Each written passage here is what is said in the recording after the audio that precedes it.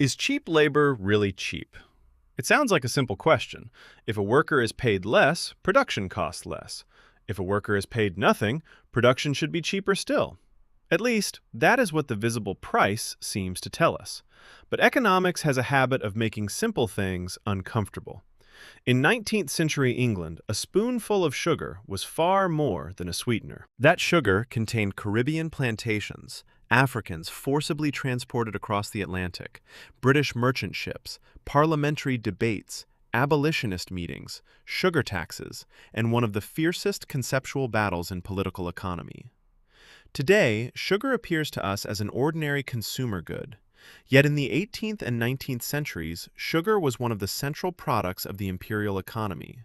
In Britain's Caribbean colonies, Jamaica, Barbados, Antigua, Dominica, Trinidad, Demerara, and others, sugar production generated enormous wealth. But that wealth was not built on free labor.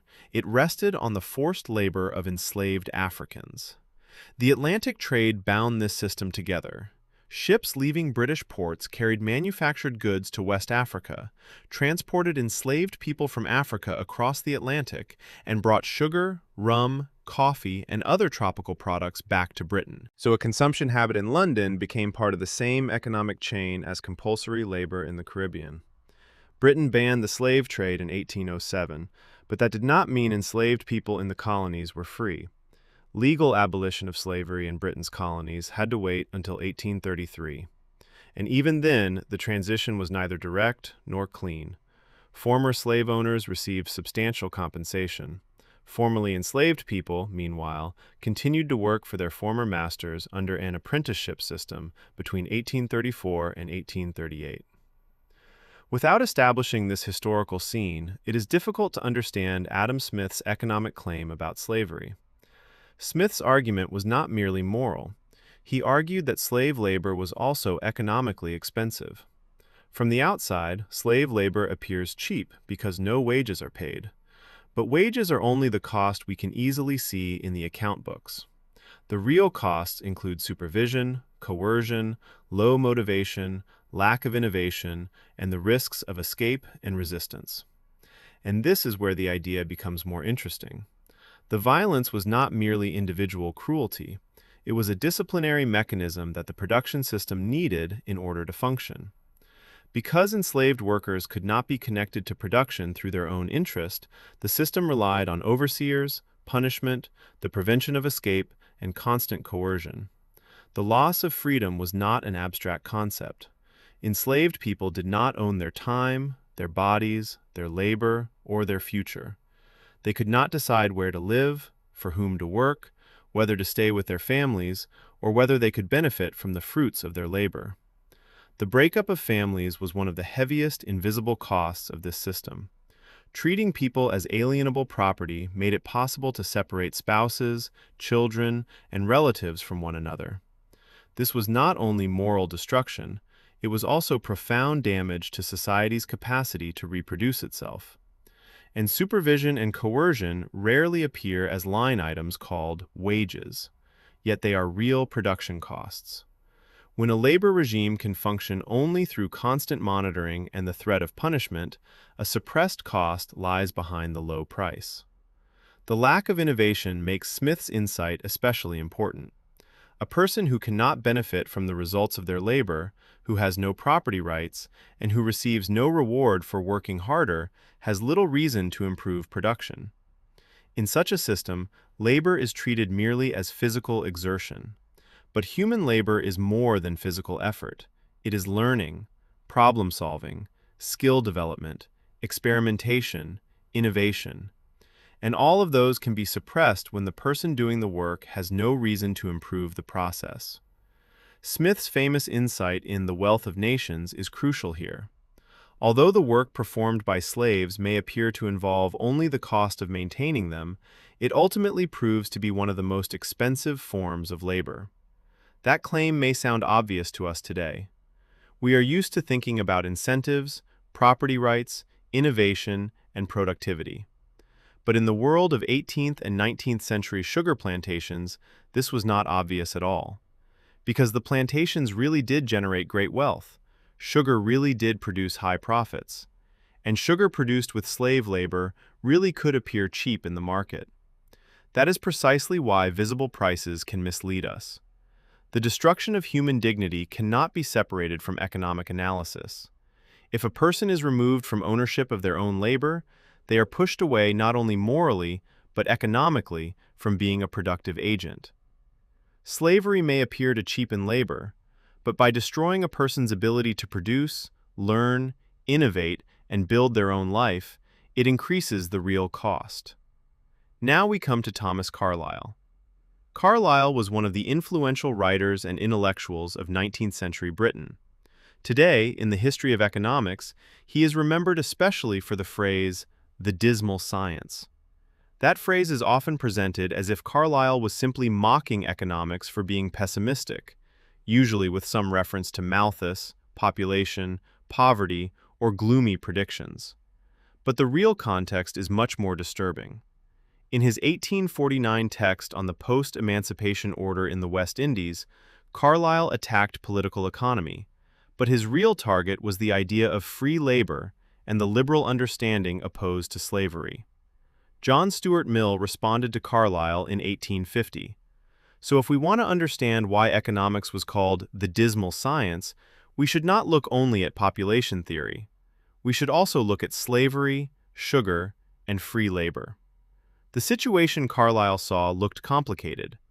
Britain had abolished slavery in its own colonies, but slavery continued in countries such as Cuba and Brazil.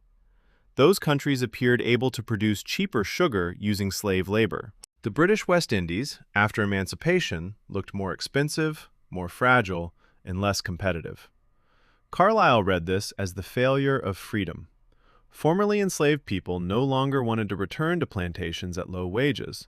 They could now provide for themselves. They could bargain over their labor. They could refuse to return to the old system of compulsory work. And Carlyle saw a problem. The supply and demand mechanism was not producing the amount of labor plantation owners wanted at the wage plantation owners wanted to pay. But this is exactly where economics should make us careful. Carlyle did not merely make an argument about wages or sugar production. He assumed a hierarchy. Some people, in his worldview, were born to rule and others to serve. He presented white superiority over black people not as a personal prejudice, but as the order of nature and God. So he transformed an economic disagreement into a claim of moral and metaphysical superiority. And this is one of the most important lessons in the whole story. Those who hold power rarely defend the order that serves their interests by saying, "This serves my interest." They present it as the natural order, a moral necessity, the good of society, or the truth to which everyone must submit. That is what Carlyle did. He saw emancipated people bargaining over their own labor and interpreted it not as freedom, but as disorder. When the labor supply plantation owners wanted did not appear, he did not ask whether the plantation system itself had been built around coercion. He interpreted the problem as the failure of freedom. But perhaps Carlyle's mistake was not that he took supply and demand too seriously. Perhaps he understood supply and demand too superficially. He seemed to think the market should produce enough workers at the wage the plantation owner desired. If workers did not return at that wage, then the market was failing. But that is not necessarily market failure.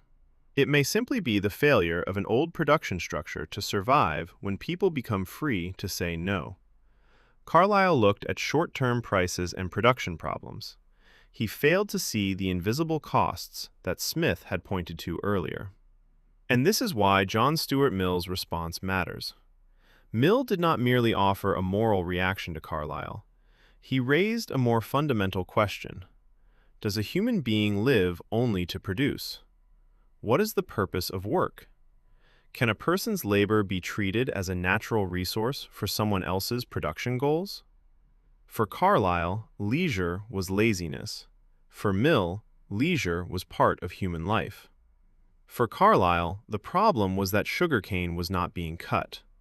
For Mill, the problem was whose life that labor was being taken from. And this is where a 19th century debate becomes surprisingly modern, because we are no longer talking only about slavery. we are talking about a more general question. Who owns property, labor, and the right to decide? This question often becomes trapped inside moral claims that people declare to be universal. One side says it defends order. Another says equality. Another says freedom.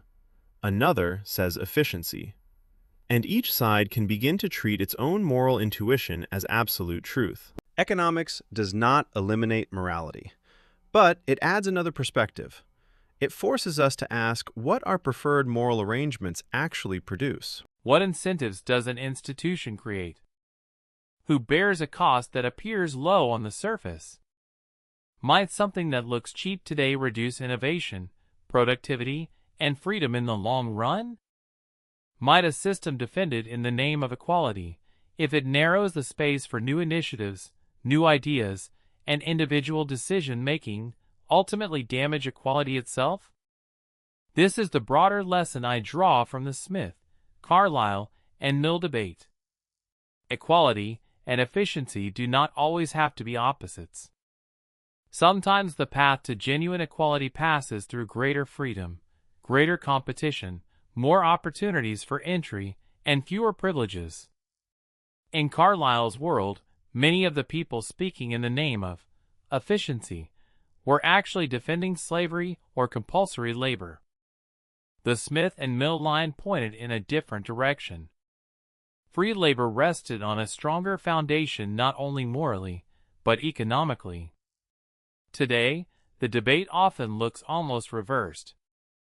The market economy is sometimes presented as an order defended by the rich, by large corporations, or by existing privilege holders. But in the Smith and Mill tradition, the market economy does not mean protecting existing privilege. It means freedom against privileges, monopolies, compulsory hierarchies, and external domination over people's labor. Defending a market economy does not mean defending existing wealth. And it does not mean defending existing monopolies. Large corporations intertwine with the state, groups protected by licenses, regulations that block competition, barriers to market entry, and privileged capital structures may operate under the appearance of a market while actually living from privilege. And the same caution applies to the state. State intervention is not automatically in the public interest. If the state suppresses the labor, property, or entrepreneurial decisions of free people in the name of a centralized morality, it may weaken motivation, innovation, willingness to take risks, and productivity in the long run. That does not mean the state should have no role. But it does mean we should not assume that every intervention increases equality or social welfare simply because it is presented in those terms. So the real distinction is not merely market or state. The deeper question is this: how much say do people have over their own labor, ideas, property, and initiatives? Can new people enter the system? Can new ideas challenge old ones? Can new companies compete with old monopolies? Can new societies, new trades, and new spheres of freedom emerge? Without freedom, the pie may stop growing. When the pie does not grow, the struggle over distribution becomes fiercer. As the struggle over distribution intensifies, centralized power becomes more attractive. As centralized power increases, innovation and productivity may weaken. And in the end, both efficiency and equality may be lost. That is why Adam Smith's critique of slavery is not merely a debate from the past. It still asks us a very uncomfortable question. What appears cheap may not truly be cheap. Something defended in the name of equality may not actually produce equality. Something defended under the name of the market may not be genuine competition, but privilege. Something defended in the name of the state may narrow the ability of free people to produce, experiment, fail, and innovate. And here lies one of the most important contributions of economics. Economics may not free us from moral disagreement. It may not tell us which slogan is pure or which side is virtuous. But it forces us to ask what those slogans actually produce in real life. So the next time something is presented as cheap, efficient, fair, natural, or necessary, ask one more question. What is the real cost behind the visible price?